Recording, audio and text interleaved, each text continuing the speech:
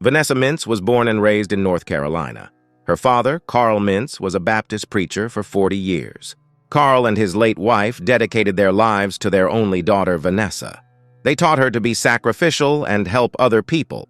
Parents sent their daughter on missionary trips around the world. At the age of 18, Vanessa got married for the first time. She gave birth to 2 daughters, Jessica and Andrea.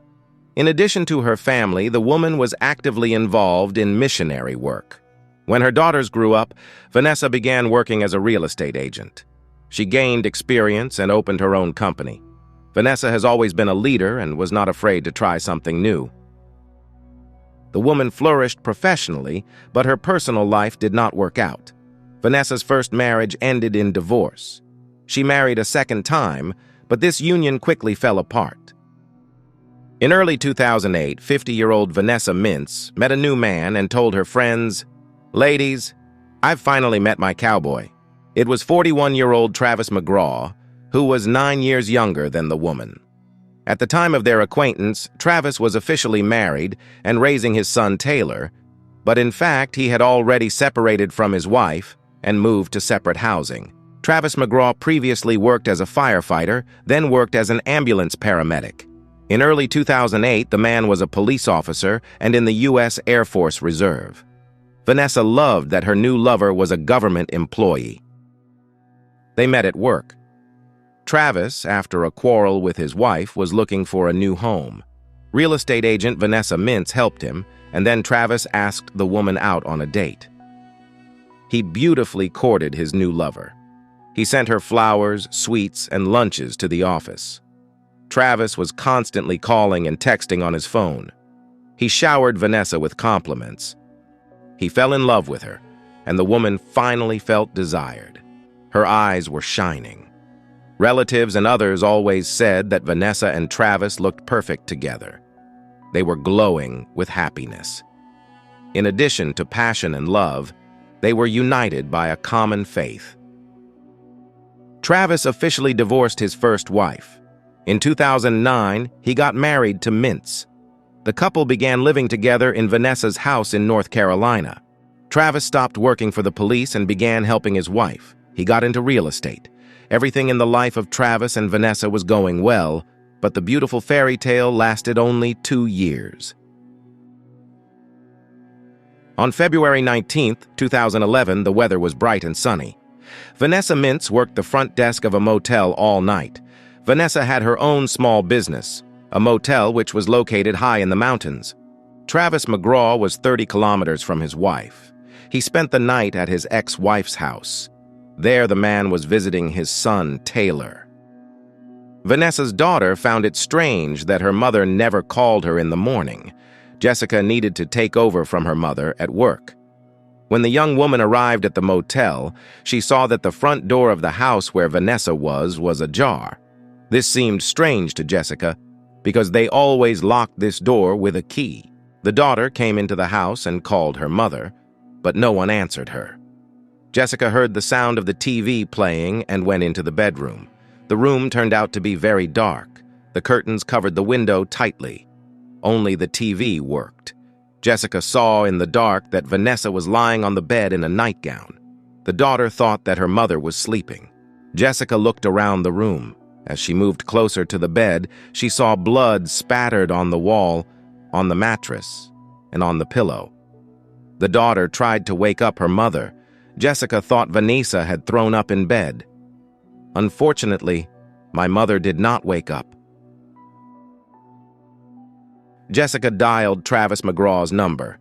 She told him that Vanessa was unwell and needed help urgently. Jessica asked the man to come to the motel. Travis rudely replied that he was having breakfast now. The man hung up.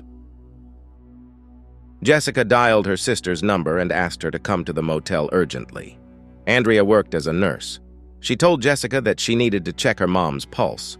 It turned out that Vanessa had neither a pulse nor breathing. Jessica carefully examined her mother and discovered that the woman had been shot in the head. The daughter started screaming and crying loudly. She realized that her mother was dead. Jessica urgently called 911. Arriving police examined the deceased. It turns out that Vanessa was shot in the head with a shotgun. She was injured twice. The woman defended herself and covered herself with her hands. This was a brutal, deliberate shooting. After examining the house, the police found out that money was missing from the motel cash register. At first, everyone thought that there had been a brutal robbery. However, it later turned out that only $200 was missing from the cash register. Vanessa's expensive ring remained on her finger. Blood spatters were found on the bed and on the wall. There was order and cleanliness around. No signs of a struggle were found, but the perpetrator left important evidence. Near the bed where the woman was found, there was a pair of her shoes, and next to it lay a shell from a 12-gauge shotgun. Vanessa's father, Carl Mintz, took the news of the death of his only daughter hard. He was ready to tear the killer apart. The elderly man said that he would turn over every stone in the mountains and find the criminal. Jessica was very angry with Travis McGraw. The young woman was angry because the man had left Vanessa alone at night and failed to protect her. Investigators began checking all members of Vanessa Mintz's family. Mobile phones were checked first. Detectives discovered that Travis McGraw's phone contained several loving messages from another woman. Police discovered that 44-year-old Travis McGraw had a mistress, 27-year-old Mary Beth Fisher. Let me remind you that Travis retired from the police and worked as a real estate agent. One day, Mary turned to him. The woman divorced her husband and was urgently looking for housing. Travis helped Mary find an apartment. He was very kind and courteous when interacting with the young client. Mary said McGraw was on call 24 hours a day. He responded to all her messages instantly. Mary admitted that after the divorce, she did not want to quickly start a new relationship. Mary interacted with Travis and flirted with him. Soon they began dating and spending time together. However, Mary stated that she and Travis never had a sexual relationship. The man didn't tell her anything about his family. Mary thought that Travis was a free man and divorced his wife. Mary complained that Travis never invited her over. He didn't want to introduce her to his son. All this seemed strange to the woman. Mary Beth Fisher worked in a hospital. One day, a colleague told her that Travis McGraw was married. Mary told the man that she knew the truth about him. Travis apologized and made a frank confession to his mistress. The man said that he was really married.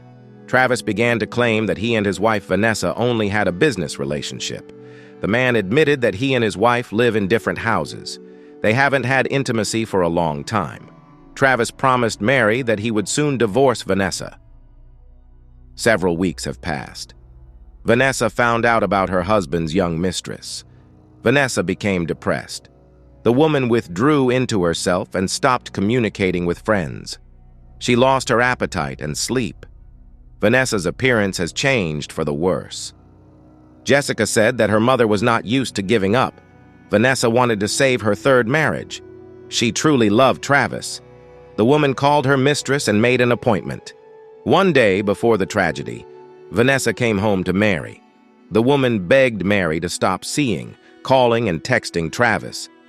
Afterwards, Vanessa returned to her home and told her daughter Jessica about everything. After the tragedy, Mary reported that Vanessa never came to her house. Mary said she last met with Travis McGraw on February 17th, 2 days before the murder. Mary said that a man came to her house. They sat next to each other and talked. Suddenly, Travis's phone rang, but the man did not answer.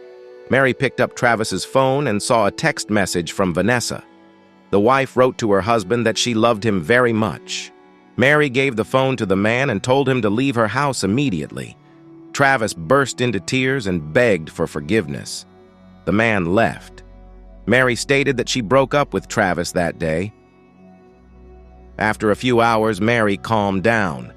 She sent the man a message with the text, "Choose who you want to be with. You have 4 days." Less than 48 hours later, Vanessa Mintz was shot and killed. Immediately after the tragedy, Travis wrote to his mistress a message with the text, "Have you already heard what happened at night? Vanessa died. An unknown person broke into the house, robbed the cash register, and shot my wife. Mary decided that this was all a terrible coincidence. When Mary Beth Fisher was questioned, Travis McGraw became the prime suspect in the murder of Vanessa Mintz. The man actively cooperated with the police officer. Travis voluntarily handed over 4 shotguns to officers. He didn't know that detectives had found a shell casing at the crime scene.